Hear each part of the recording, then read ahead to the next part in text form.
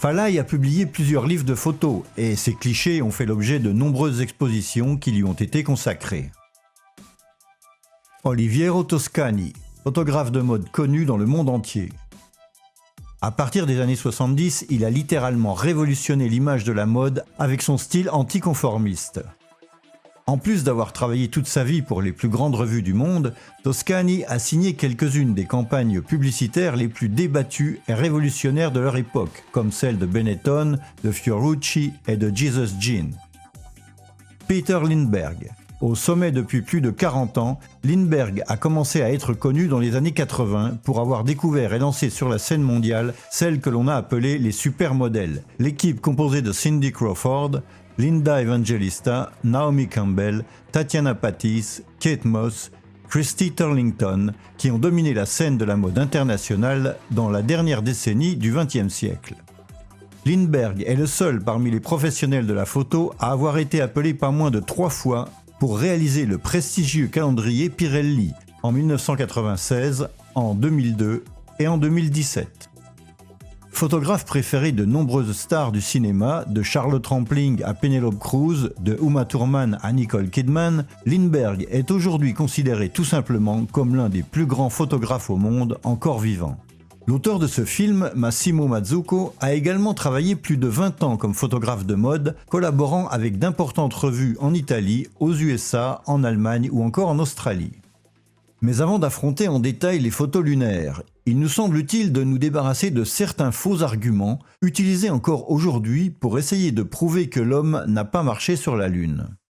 L'une des erreurs les plus courantes parmi ceux qui contestent les photos lunaires est d'affirmer que les images des missions Apollo sont fausses parce que dans le ciel, on ne voit pas d'étoiles.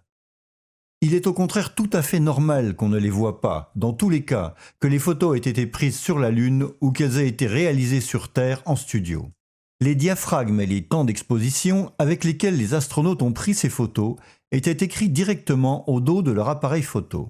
Un diaphragme entre 8 et 11 pour une illumination en plein soleil, temps d'exposition 1/250e de seconde. Tous ceux qui ont pris des photos de nuit avec les anciens appareils photo à pellicule savent bien qu'à 1/250e, il est impossible de capturer la lumière des étoiles. Si l'on veut voir les étoiles, il faut allonger le temps d'exposition d'au moins 1 seconde, voire 2 ou même 4 secondes. Quando leggevo, dice ma non ci sono le stelle, dicevo ma questo non ha mai fatto le foto, le stelle non si vedrebbero mai, perché sono in confronto alla zona, questi fotografi sono molto meno luminose, quindi il cielo risulterebbe sicuramente un nero profondo. Il est donc normal qu'on ne voit pas les étoiles sur les photos des missions Apollo, qu'elles aient été prises sur Terre ou bien sur la Lune. Un autre argument fallacieux, souvent utilisé pour dire que les photos sont des faux, est celui concernant ce qu'on appelle les fiducials, ces fines croix de référence qui apparaissent sur toutes les photos prises sur la Lune. Il existe des cas, soutiennent certains, où la croix semble disparaître derrière l'objet photographié. Puisque les croix sont gravées sur une vitre placée devant la pellicule, elles devraient toujours être visibles, et leur absence, d'après certains, serait une preuve de la manipulation des photos lunaires. En réalité, si l'on observe les originaux en haute définition de la NASA, on voit que les croix sont toujours là. Dans certains cas, leur contour est effacé par l'effet de contre-jour des objets plus clairs sur le fond, mais la croix ne disparaît jamais entièrement de l'image. Ni l'absence d'étoiles dans le ciel, ni l'apparente disparition des croix de référence ne peuvent être considérées comme des preuves de la falsification des photos lunaires. Venons-en maintenant au véritable problème posé par les photos lunaires. Tout d'abord, on peut se demander si les pellicules qui contiennent les photos de la Lune ont réellement été sur la Lune. Sur ces pellicules, en fait, il manque les signes qui devraient être ceux des dégâts causés par la radioactivité présente dans l'espace cosmique. L'espace cosmique, au-delà des ceintures de Van Allen, est traversé de radiations de toutes sortes. Il y a les éruptions solaires qui éjectent des particules alpha, des protons et des électrons à 2000 km/s. Et puis, il y a les rayons ultraviolets, les rayons X, les rayons gamma et les rayonnements cosmiques qui proviennent du cœur de notre galaxie et qui sont les plus dangereux et pénétrants de tous. Comme l'explique ce documentaire sur les rayons cosmiques, le fait que ces particules soient quasi inarrêtables est dû à leur vitesse extrêmement élevée. The key to cosmic rays' transformational energy is speed. So even if it has really tiny mass, like most cosmic rays, they've got enormous velocity. So their kinetic energy can be really, really large. These charged particles could hurtle right through a spaceship and penetrate astronauts like tiny ballistic missiles. Naturellement, si les rayons cosmiques peuvent pénétrer les vaisseaux, ils peuvent également pénétrer les appareils photo. Et toutes les radiations, comme on le sait, abîment considérablement les pellicules photo. C'est Douglas Arnold qui nous l'explique. Il a travaillé pour Kodak au temps des missions Apollo. You have an enormous amount of radiation in space, and potentially it affects film, of course. And of course, as you will well know, its prime effect is on contrast. Un exemple extrême nous vient des photos de Tchernobyl. C'est Igor Koskin qui nous le raconte, un photographe soviétique qui a pris certaines des photos les plus connues du désastre nucléaire de 86. I processed my pictures, and I noticed the negatives were black. Les effets de la radioactivité sont clairement visibles sur la pellicule. Il y a une granulation dans l'émulsion photographique et les couleurs sont fortement altérées. Mais même des radiations moins fortes peuvent endommager sérieusement les pellicules photo. Ce bulletin technique de chez Kodak montre les dégâts causés à des pellicules par un simple passage aux rayons X des scanners des aéroports. À gauche, un cliché original, et à droite, la même pellicule après avoir été exposée une fois seulement au scanner. Après 5 passages, la pellicule est complètement altérée et on a du mal à distinguer l'image. C'est un problème que les photographes professionnels ne connaissent que trop bien. Te prova a passare una pellicola ai raggi X di un aeroporto, pigli e butti via il lavoro. Infatti quando si andava a fare viaggi ci aveva la valigetta a parte oppure schermata col piombo. Voici un autre exemple avec une pellicule de 400 ASA. La différence après un seul passage est évidente. Les contrastes et la saturation des couleurs disparaissent et une espèce de brouillard général recouvre toute la surface de l'image. Même avec des sensibilités plus proches de celles utilisées par les astronautes d'Apollo, les dégâts causés par un seul passage sous un scanner sont visibles. La granulation est présente partout et devient particulièrement visible dans les zones les plus sombres de l'image. Voici un autre exemple, à 200 ASA. Un seul passage au scanner a complètement abîmé la zone d'ombre du ciel nocturne. Sur les photos des missions Apollo, à l'inverse, les ciels sont parfaitement noirs. La saturation des couleurs est intacte et il n'y a aucune granulation nulle part sur les photos. Et il faut prendre en compte le fait que les photographies lunaires ont été exposées aux rayons cosmiques qui sont bien plus puissants et pénétrants que de simples rayons X. Dans ce film des années 60, on nous montre comment les radiations cosmiques laissent des traces bien visibles sur les pellicules photos. Well, we don't get a picture in the conventional sense, but the charged particles do leave identifying tracks behind. Here's an exposure which was made on a balloon flight. It shows a primary cosmic ray particle hitting a nucleus in the film emulsion. Also, you see an enlarged photograph of one of these emulsion plates.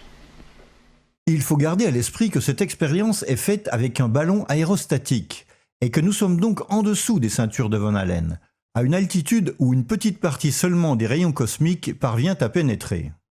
Sur la Lune, au contraire, la protection de la magnétosphère n'existe pas, et la quantité de rayons cosmiques pouvant affecter les pellicules autant que les êtres humains est bien supérieure. Le docteur David Groves, expert en analyse photographique, nous l'explique. We're protected on Earth by a nice thick atmosphere, and that combined with the magnetic field keep these ionizing particles away from us. On film, of course. In space, you're not offered that protection. De fait, grâce aux sondes qui ont exploré la Lune dans les dernières décennies, nous sommes en mesure de quantifier avec une certaine précision le flux de particules radioactives présentes dans l'espace.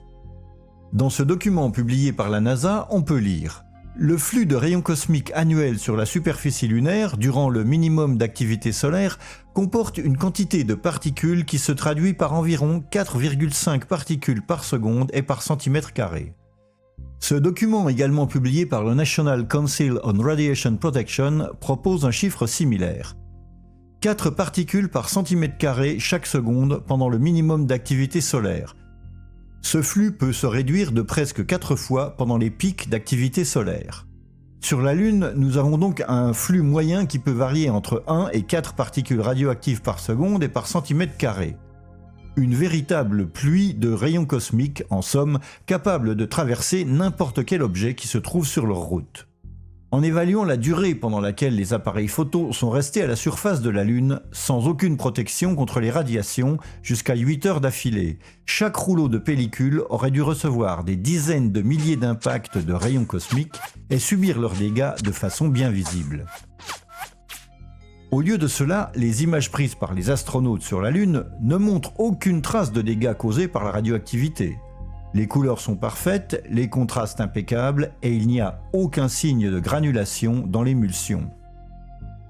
Ce fait apparemment inexplicable nous est commenté par Douglas Arnold et David Gross. If you look at the results, top quality duplicates, you can see that there appears to be no effect whatsoever. I would expect to see on the transparencies evidence of small bright dots where a high-velocity nuclear particle had impinged on that film. I have no evidence whatsoever that this has occurred. Mais comment cela est-il possible ? Au fond, c'est la NASA elle-même dans ce document du projet Skylab qui écrit « Le milieu radioactif rencontré lors des missions orbitales a été étudié à fond. Les résultats indiquent que la radioactivité ambiante peut sérieusement endommager les pellicules non protégées. » Et plus loin, le niveau d'énergie des rayons cosmiques intergalactiques est si élevé qu'il n'existe aucune méthode pratique pour se protéger des dégâts dus aux radiations cosmiques. Ce facteur de dégradation doit être accepté, et même s'il est significatif, il ne devrait pas être inacceptable pour des périodes brèves d'exposition avec des pellicules de sensibilité relativement basse. Donc, étant donné que, d'après la NASA, il n'existe aucune méthode pratique pour se protéger des dégâts dus aux radiations cosmiques et que ce facteur de dégradation doit être accepté, où peut-on voir des dégâts significatifs mais acceptables qui auraient dû affecter les pellicules des photos? Étant donné que ceci est le résultat de l'impact des rayons cosmiques sur une pellicule à l'intérieur de la magnétosphère où les radiations sont atténuées par rapport à l'espace ouvert, pourquoi sur les photos lunaires ne voit-on aucun dommage créé par ces radiations? Étant donné que ceci est le résultat d'un simple passage sous un scanner à rayons X, pouvez-vous expliquer pourquoi sur les pellicules photos des missions Apollo qui sont restées exposées jusqu'à 8 heures aux radiations, on ne distingue aucun signe visible de granulation? Vu que chaque seconde, la surface lunaire est frappée en moyenne par 1 à 4 particules par centimètre carré, et que les appareils photos sont restés sur la surface lunaire jusqu'à 8 heures consécutives sans aucune protection, pouvez-vous expliquer pourquoi il n'y a aucun signe de dégradation sur ces pellicules? Une autre question à se poser est comment les appareils photo auraient pu fonctionner sur la Lune du fait des températures extrêmes, surtout le froid, que l'on rencontre à la surface de notre satellite. En réalité, sur la Lune, étant donné qu'il n'y a pas d'atmosphère pour atténuer la transition entre soleil et ombre, on peut passer rapidement d'une température de plus 100 degrés dans les zones illuminées par le soleil à une température de moins 100 degrés dans les zones d'ombre. In space, you're facing the sun, it's 240 degrees. The dark side is 240 degrees below zero. The environmental hazards were really tough, like thermal control. I mean, you get in the shadow on the moon and it can drop hundreds of degrees below zero. Mais comment un appareil photo, dont les délicats mécanismes d'entraînement sont sujets à la dilatation et à la contraction thermique, peut-il continuer à fonctionner dans des conditions aussi extrêmes? Prenons l'exemple de la descente de Neil Armstrong sur la surface lunaire.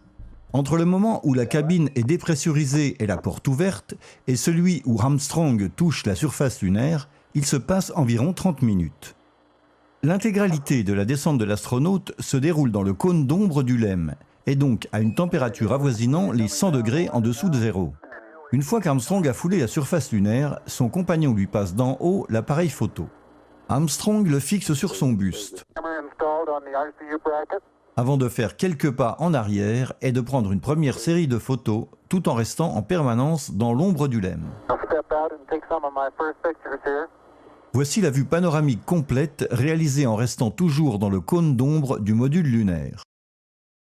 Mais comment un appareil photo peut-il continuer à fonctionner dans un environnement proche de 100 degrés en dessous de zéro? Nous savons que les appareils photo se bloquent déjà à une température beaucoup moins extrême à cause du phénomène de la contraction thermique qui se produit sur ces délicats mécanismes internes d'entraînement. Gli ingranaggi meccanici della macchina a 100 gradi sotto si bloccano, perché il metallo si restringe e il metallo si dilata. Quindi le macchine fotografiche sono fatte a ingranaggi meccanici.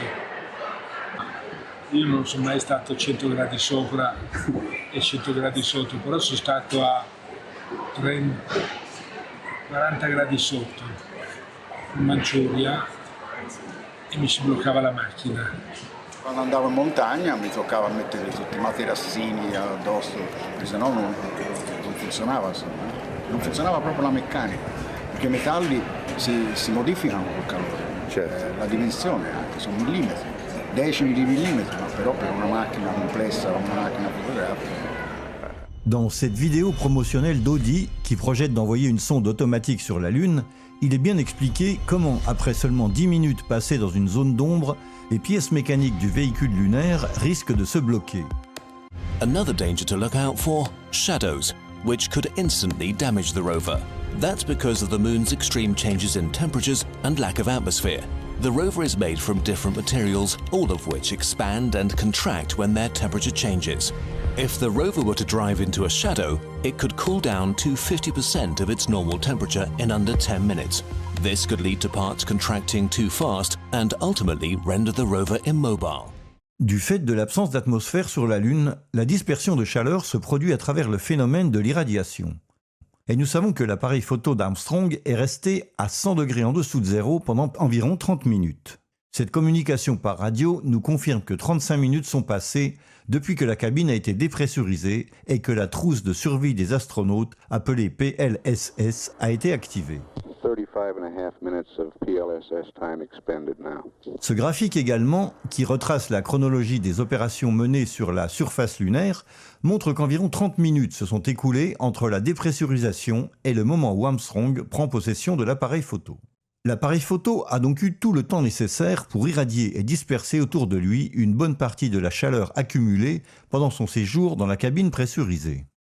Comment un appareil photo peut-il continuer à fonctionner après être resté plus d'une demi-heure dans un environnement à 100 degrés en dessous de zéro, sans subir les conséquences de la contraction thermique de ces mécanismes d'entraînement? Question. Si les techniciens de Audi craignaient le blocage complet des pièces mécaniques de la sonde après seulement 10 minutes passées dans l'ombre lunaire, comment un appareil photo peut-il continuer à fonctionner après être resté dans l'ombre plus d'une demi-heure, alors que ces mécanismes sont bien plus précis et délicats que ceux d'un véhicule lunaire? Un autre problème lié au froid est qu'à des températures aussi basses, la pellicule perd toute sa souplesse et devient rigide au point de pouvoir se briser lors de son entraînement. Même si elle se trouve dans le vide, en fait, la pellicule touche le corps de l'appareil tout le long de son parcours. Par conséquent, si l'appareil photo irradie et perd progressivement sa chaleur, la température de la pellicule descend elle aussi à la même vitesse. Et nous savons que les pellicules photo, en dessous d'une certaine température, deviennent fragiles comme du verre. Il problema è che la pellicola a meno 80 diventa cristallo, si rompe. Nel momento in cui carichi si spezza. Quindi non puoi avanzarla? Molto improbabile, cioè è stato sempre uno dei grossi problemi di lavorare all'estremo freddo, è che la pellicola diventa vetro. Il freddo è micidiale, io mi ricordo in Russia a meno 26 si combatteva che non si spezzasse la pellicola ed era a meno 26. E la pellicola a meno 40 cosa succede? E la pellicola teoricamente non dovrebbe funzionare, però se ha funzionato sono stati fortunati. Venons-en maintenant à des problèmes spécifiques qui concernent le type d'éclairage utilisé pour les photos lunaires. Il existe en fait plusieurs indices suggérant que pour éclairer le décor, une source artificielle de lumière a été utilisée et non le Soleil, et que par conséquent nous sommes sur Terre et non sur la Lune. Le premier de ces indices est ce que l'on appelle les points chauds ou hotspots.